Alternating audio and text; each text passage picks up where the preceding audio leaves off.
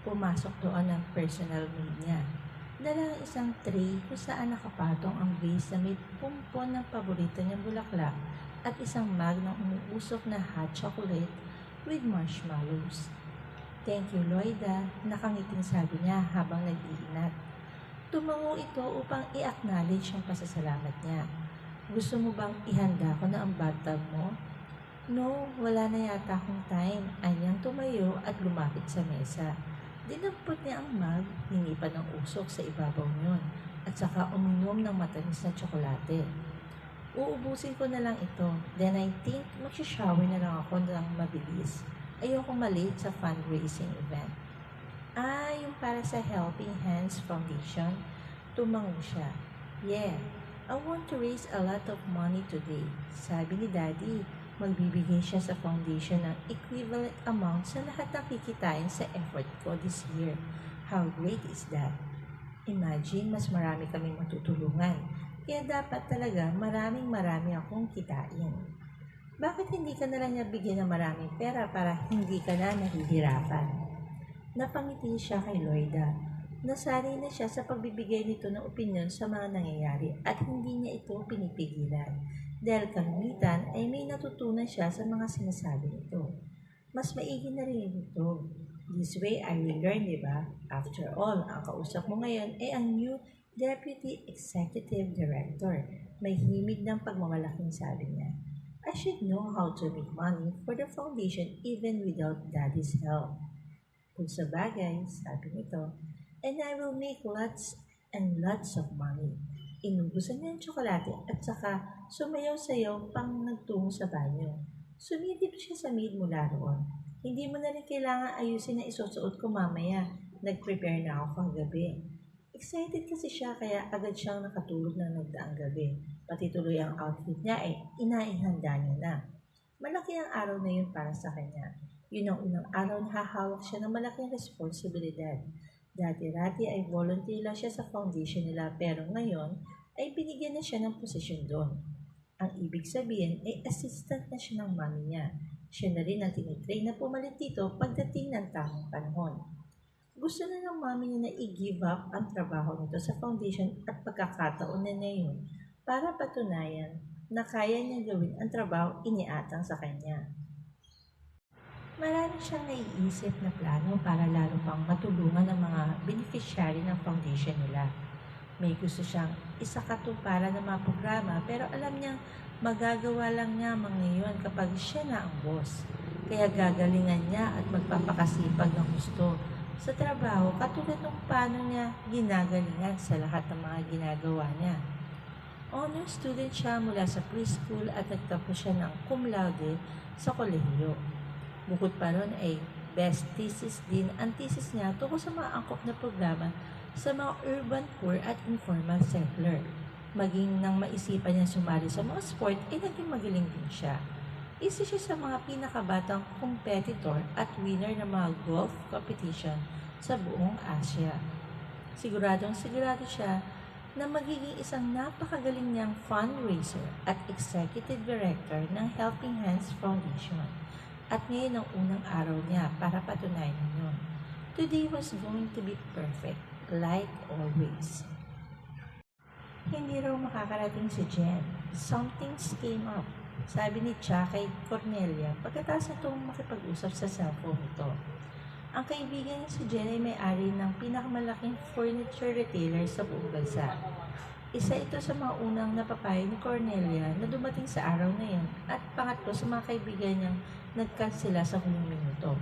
Ang mga ito pa man din ang inaasahan niya pero tila nagsabay-sabay ang mga ito na hindi pagdating. Sa kabila nun ay pinatili niya ang ngiti sa kanyang mga labi. Okay lang. I'm sure kung di naman emergency darating sila. I mean, hindi pa naman nag-absent ang mga yun sa kahit anong party ko. Sabi na lang niya. Sa mga party mo, oo. Kamusta naman ang attendance record nila sa charity events? Tanong ni Cha. You have to admit, baka hindi talaga ito ang team ng mga kaibigan mo. Tinignan niya ito. Meron naman tao na hindi ting ang pagkakataong makatulong sa kapwa? Tanong niya. Pinatirik nito ang mga mata na para bang hindi makapaniwala sa tanong niya. Hindi na lang muna niya yung pinatulan. Kanina pa mula sa unang kanselasyon ng araw na yun ay naiinis na ito. Bilang public relation officer nila, si Charmel Ocha, ang natataranta, isa-isa na nawawala ang mga pinangako nito ng mga media contact nito na hinikaya nitong dumalo sa fundraising event na yun. Kabaramihan pa naman sa kaibigan nito ay press ay mula sa lifestyle section ng mga dyaryo, kaya ang mga inaabangan dumating ay yung mga taong pwedeng i-feature doon. Do you really know your friends well enough? Puno na sarkasmo ang tanong nito.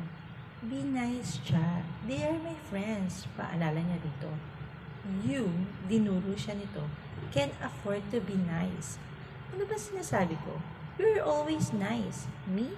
I can only worry, Cornelia. First public event mo ito bilang leader at ako naman bilang newly appointed publicist ng foundation. Hay naku talaga, kung bakit ba naman ako nahikayat ng lumipat dito mula sa corporate world kung saan ako ang rising star. Dahil naniniwala ka sa adhikain ko, huwag ka nalang negative.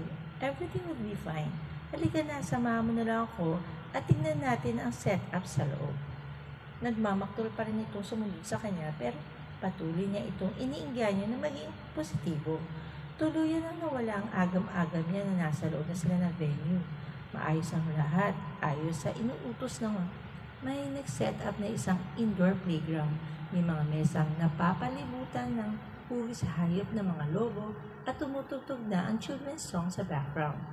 Malinis, maayos at mukhang kasisiyan lugar yon para sa mga bata. Ang kailangan na lamang ay makumbinsi niya ang mga bisita na magbigay ng pera at ipagkalat ang mission ng foundation para mabigyan ng magandang mundo ang mga batang beneficiary nila. Maganda rin tingnan ng mga bata sa suot na pare-parehong t-shirt na may pangalan ng foundation. May isa lang siya napansin.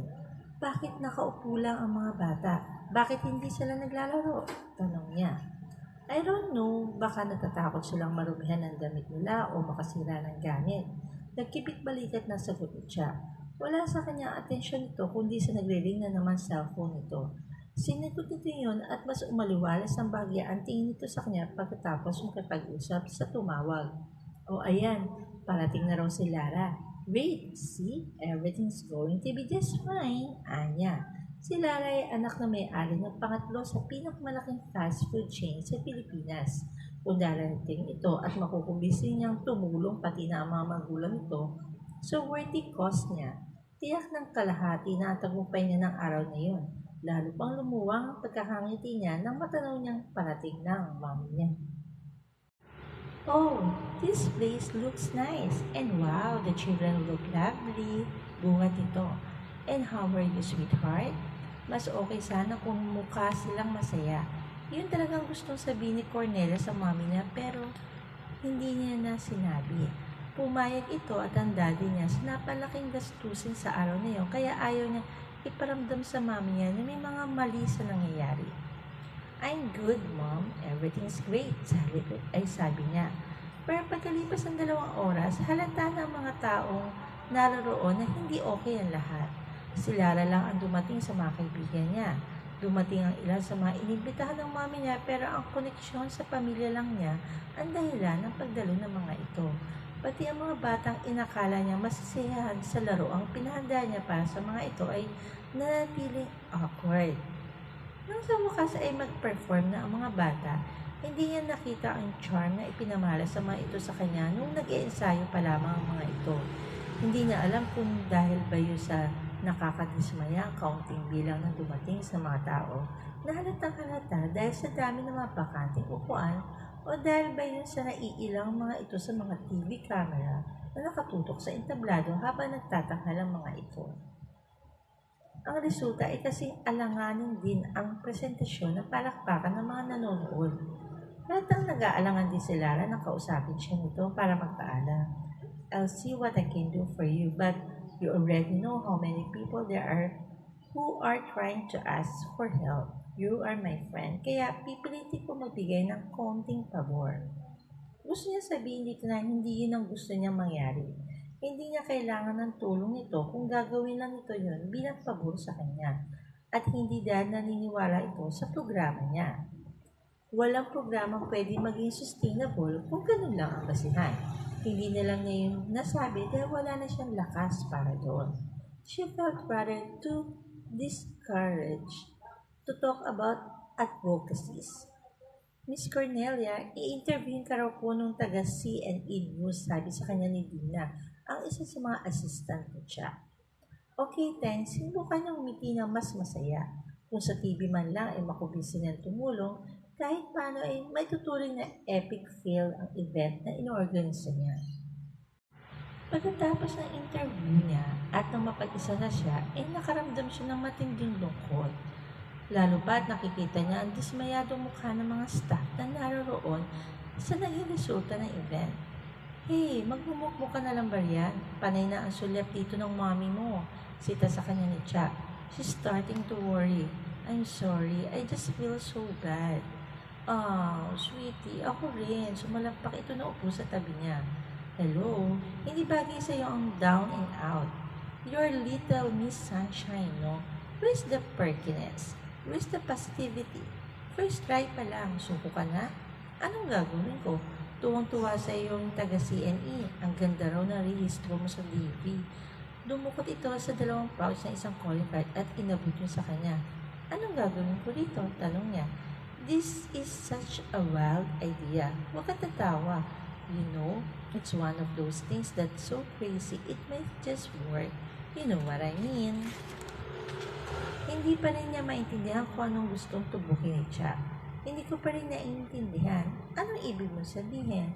May sinabi yung producer na nag-i-interview sa'yo tungkol sa isang papasimulang reality show sa TV.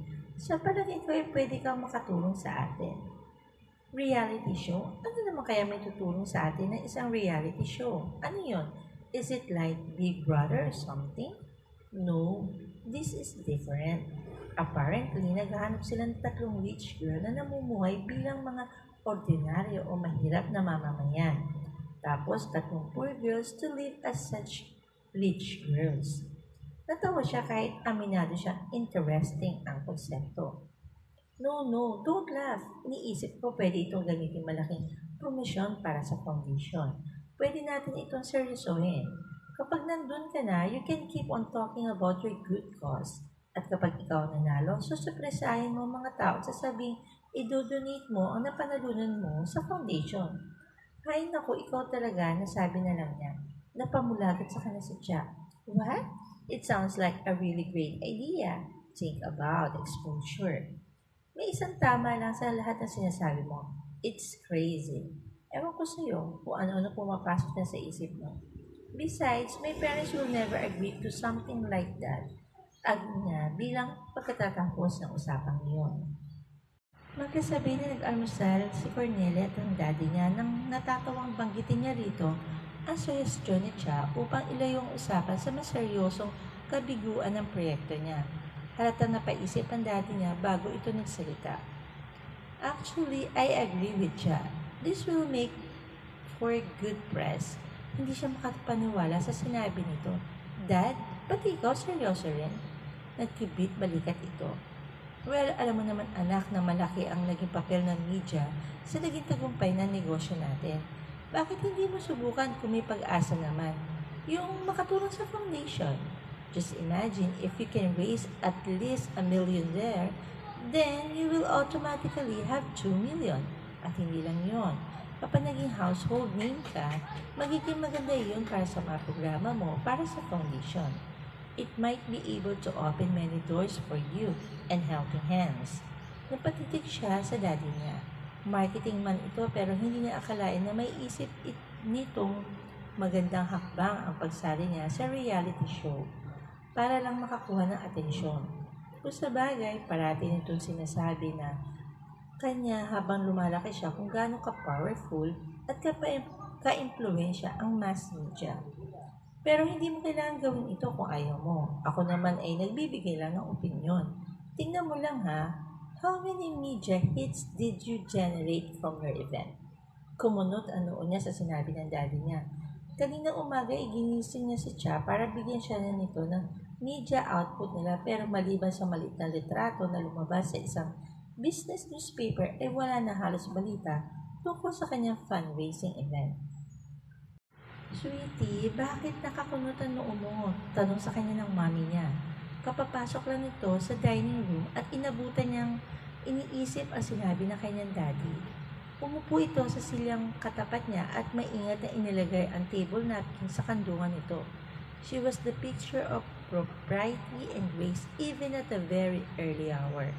"This foundation thing is stressing you out. Alam mo naman, love, hindi mo ito kailangang gawin. You can just go and take a vacation well, you were in Prague last year and in southern France before that. Saka pa ba hindi nakakapunta?" That's it. May nakapagsabi sa kanya dati na nahihirapan siyang intindihin ang kalagayan ng mga taong gusto niyang tulungan dahil sa ibang perspektibo siya nang gagaling. Nakarating na siya sa maraming lugar sa Europa, Asia at Amerika. Pero ang buhay pa lang daw na nakikita niya ay mga buhay na pangarap lang para sa nakararami. Napakalayo raw yung sa realidad ng buhay ng mga ordinaryong tao. At kung pati ang sarili niyang ina ay may panukala na iyon lang nararapat niyang gawin, dapat gumawa na siya ng hakbang para patunayan sa mga ito na higit pa ron ang kaya niya. "I'm going to CNE Network," anunsyo niya. Kumunot ang noo ng mami niya. "Anong meron sa CNE Network?" "The reality show," sagot niya. "Anong gagawin mo ron?" Tanong uli nito na tila walang kaidi-idea kung anong sinasabi niya. Umiti siya ng puno ng determinasyon. "Sasali ako."